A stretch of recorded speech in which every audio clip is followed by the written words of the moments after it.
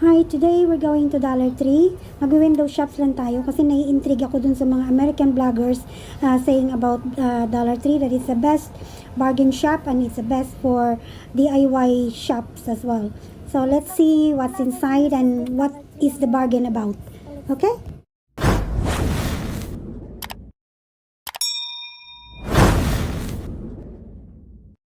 So we are inside Dollar Tree, the famous bargain and DIY shops made famous by the American bloggers. So let's start for the bargain hunt and for DIY stuffs as well.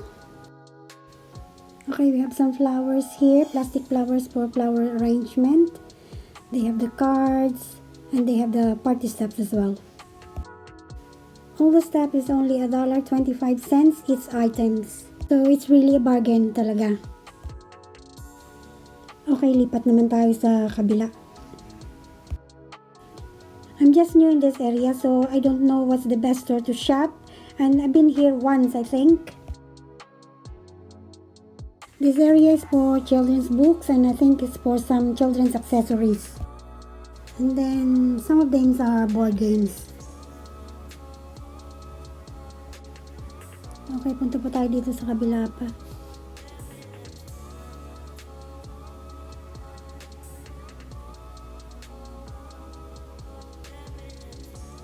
Ito yung mga party stuffs na paper plates. Yung gagamitin para sa parties. Another aisles for flowers arranging again. Naglalagay pa sila ng mga stuffs kasi most of the shelves is not really filled in. So, slowly they put some more stuffs.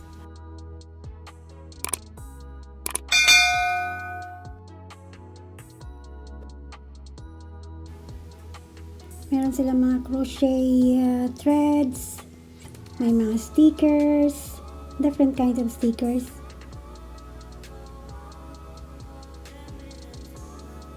Pwede mong gamitin yan when you put sa mga DIY mo, yung mga stickers na yan. Pwede mo siya gawing labels ng mga containers mo or anything.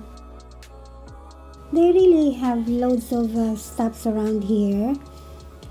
Malaki siyang, mostly ang Dollar Tree is malaking shops, pero dito sa amin, sa Ken, medyo ano lang siya, maliit lang siya, hindi siya gaanong kalaki. But most of the stuff really from the other big shops ay meron din dito. Kaya lang dito gawa ng medyo maliit lang siya, kaya mabilis siyang maubos kasi limited lang yung stocks nila talaga. So mabilis siya talaga maubos. And it's still early in the morning, so nag-i-start pa lang sila mag-filled in ng shelves ng new stocks. Ito naman yung sa mga mga phone accessories, mga charger, mga air plugs.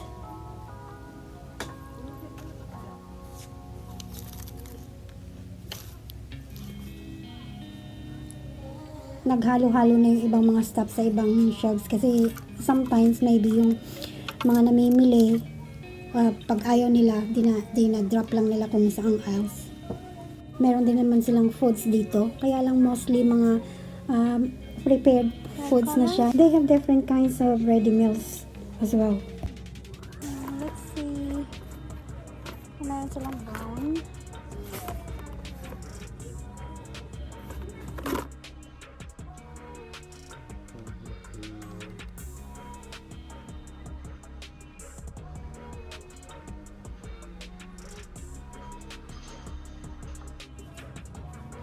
Ito yung pang-arte sa nails natin, mga nail extensions, etc. Oh, nice! Mga nail varnish.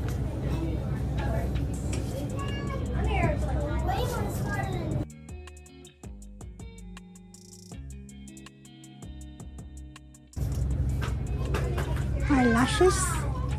Mga pen paganda for $1.25. Lipsticks is all for $1.25. They have a variety of products really. Marami ka rin mapagpipilian talaga. Meron silang mga over-the-counter na mga medications as well. mga shampoos, mga creams. They also have some stuffs for the babies, yung mga creams, lotions, bibs. Limited nga lang yung mga items nila talaga. But they also have some of them. Yung mga sponge. Another items went into the wrong aisles. Yan yung mga back scratcher. Then meron din sila mga cakes, biscuits and cakes. Okay, this is another aisle again. Mga foods naman ito. Mga palaman sa tinapay, syrup, honey, panggawa ng pancakes, pang sitsirya. Different kind of sitsirya. Marami kang mapagpipilian. Variety of biscuits is loads and loads of biscuits to choose to. Mga popcorn. Marami silang mga items. Gaya nito, meron silang mga party snacks for nibbles, mga nuts, mga corn nuts, and then chocolates, and sweets. They have Godiva. Look, it's Belgian chocolates, I think. Yan, mga Snickers, Haribo. Again, another nibbling snacks. For nibbling snacks, biscuits, popcorn. Yan. Chips Ahoy. Nom nom. Yummy. Sweets. This is also famous in the UK. Yan, mga biscuits. Different kinds of biscuits.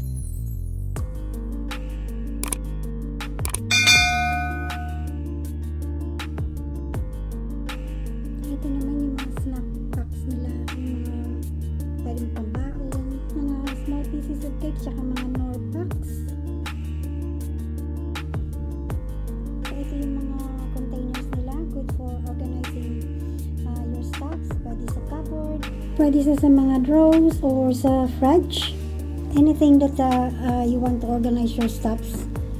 Yung mga little ones na pwede, you want to organize in one container. Yung mga oranges, yung kabilang aisle to. Ito namang aisles na to, mostly yan, mga container, tsaka mga kitchen stuffs. I have some of them. Tulad nito, this is for very useful to sa mga, if you for your party, uli kaya lagayan siya ng fruits. And I have this one as well. Mga lagayan ko siya ng mga hairpins, yung mga pantali sa buhok, para naka-organize siya sa isang container lang. And this one, I have that for my husband's pens, yung mga ball pens niya. Alam mo kung saan siya nakalagay. Tapos ito mga container, pwede siyang baunan, pwede siyang food storage.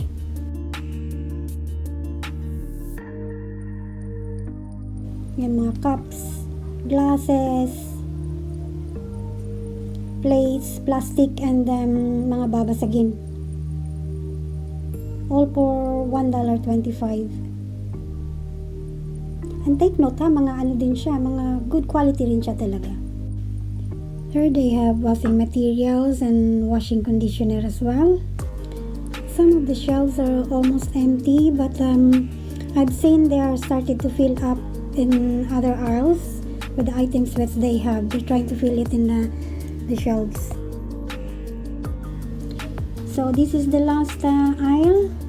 Extension pa rin to ng kitchen utensils. So as I've said, it's cheap, but it's in fairness, it's a good quality item siya talaga.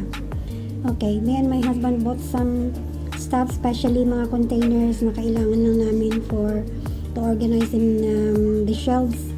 And then that's it.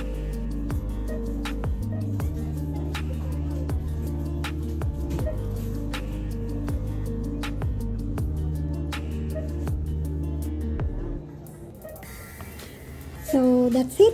We've done our window shops. Well, we get some, but not a lot. Anyway, thank you for going with me around the window shoppings here in Dollar Tree. Thank you.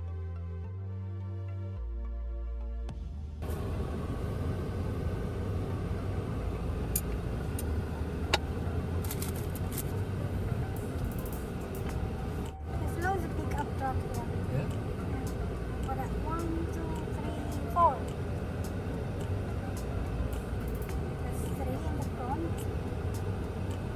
And 1 on our side. Now, before we go home, pipick upin muna namin yung tablets ng husband ko sa pharmacy. We can pick it up through drive-thru or pwede mo siyang i-pick up inside. Whatever is more easier for you. Hi, how are you? Good. So that's it for today. Thank you for going with me in window shops in Dollar Tree. Next time we're going to Vermont Country Store for another window shopping. Thank you for watching. Until next time, bye!